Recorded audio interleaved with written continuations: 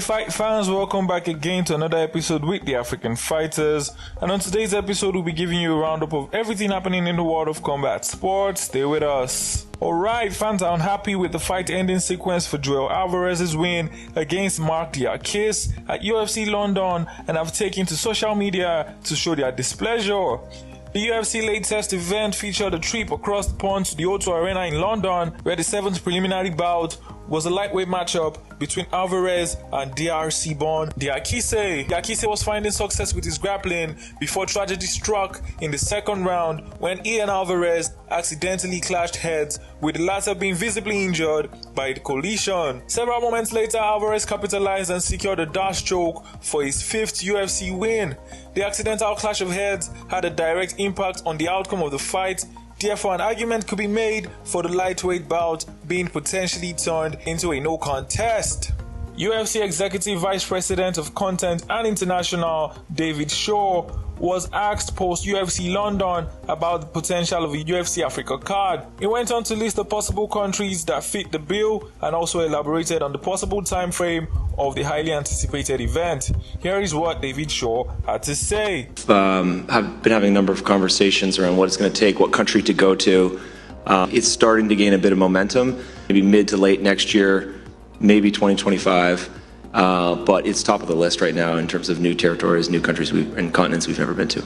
South Africa, Rwanda, Senegal, maybe Cameroon, I think. With Dricus du Plessis uninterested in fighting Israel Adesanya just 8 weeks after beating Robert Whittaker at UFC 290, there's a lot of middleweights vying for a shot against the last style bender. When he fights in Sydney, Australia at UFC 293, Israel Adesanya suggested it will be Sean Strickland getting the call. Strickland has said he wants the fight, but he also wants to get paid for it.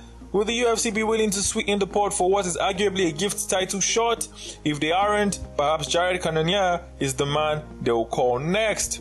In a new interview with the Helen Yee, Carnonier said it would be a better choice because he would actually show up in Sydney ready to fight and ready to win against Israel Adesanya. Well, Sean doesn't even believe he can win that fight, So he just wants to go in there and fight and get some money. I believe I can win that fight. So I think that's a big difference between me and a lot of these other guys. Though it now appears that Dricus du Plessis will not be the next fighter in line to face Israel Adesanya, their high-tension rivalry is still a big talking point.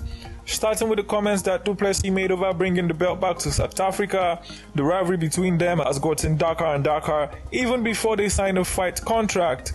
Clearly offended by what the South African insinuated, Israel Adesanya has reacted more to those comments than to any of his other opponents in his previous fights. One man that is in a better position than most other people to break down this argument about the South African's origin is UFC bantamweight contender JP Buys.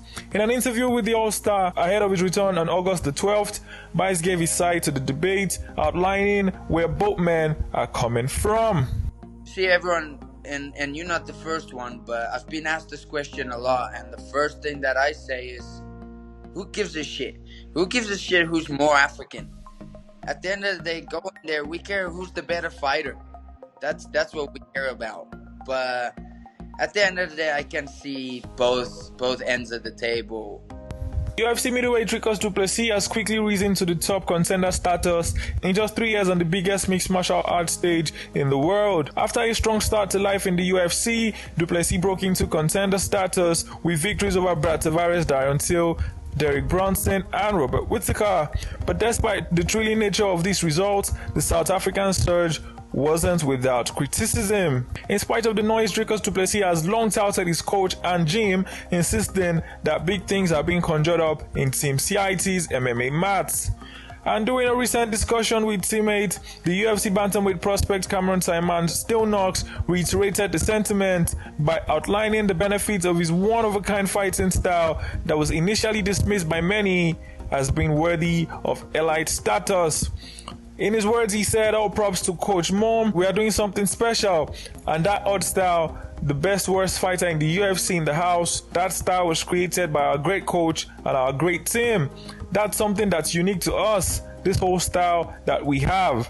People like to ask, what exactly is this style? It's such an amazing MMA-based style that makes us ready to attack from everywhere. We are always ready, we can always shoot for a takedown, we can always strike, and there's a lot of things we can do. At the end of the day, that's what that style is all about. That's why I have the most significant strikes landed per minute in the history of the middleweight division. We are in a position to strike, land, and attack at any given moment. Big words of confidence from Still Knox Dricus Duplessis. Alright guys, that's